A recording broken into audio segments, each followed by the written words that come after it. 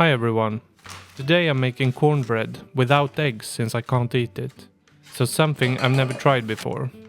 Let's just say it didn't go perfectly. But I learned a lot and I'll share what went wrong at the end. It will be served with a sweet potato soup with roasted chickpeas, sour cream and parsley. But first, let's talk about this cornbread.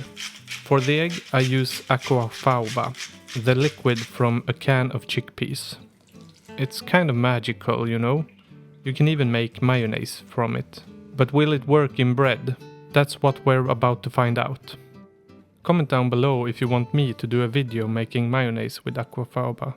Maybe a few different flavors, like a little mayonnaise school.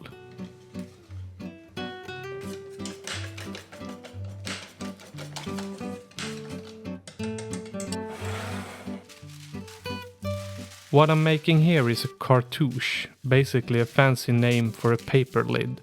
So just fold the parchment paper a few times, measure it out, cut off the end, and it will open into a perfect circle.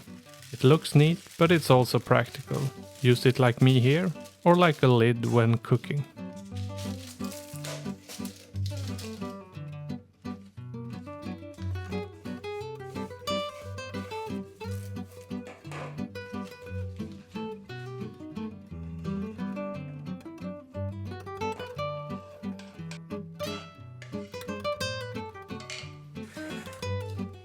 Sweet potato and chili is one of those combinations that just works.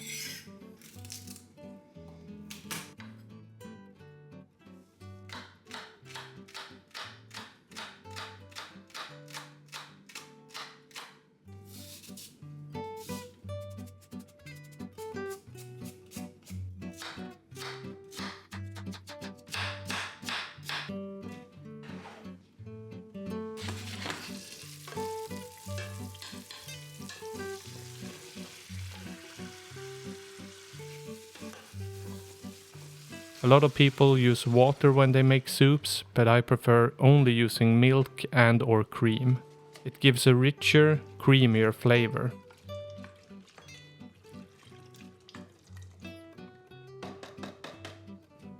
And sometimes I also skip salt entirely and only use stock or fond. That way you will get the real depth in your soup or sauce.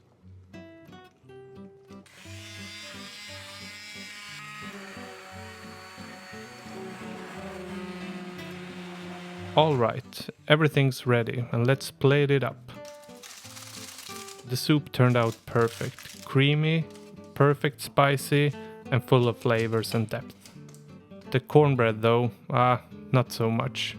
It's dense, not so fluffy, and somehow the corn flavor disappeared along the way. I think the aquafaba actually made it heavy. It adds the moisture but doesn't give the same structure that eggs do. Next time I will try more corn flour, less wheat flour, and maybe a bit more baking powder to give it some lift. I also want to test two versions. One without aquafaba and one where I whip it first like a meringue and fold it in gently just to add some air and help the bread rise. Sometimes food isn't perfect, but that's when you learn the most.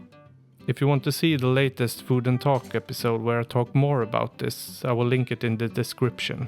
But when the food doesn't turn out perfect, that's when you stop just following recipes and start understanding what's actually happening behind the scenes. And that's when you can add your own little twist and flavor, making it a lot more fun, I'll promise you. Here comes my final judgment. The soup's great, but the cornbread needs a rematch. If you've tried baking without eggs, I'd love to hear your favorite substitute. Maybe you got the trick I should try next time. If you want more food inspiration, here comes another video. Until the next time, take care.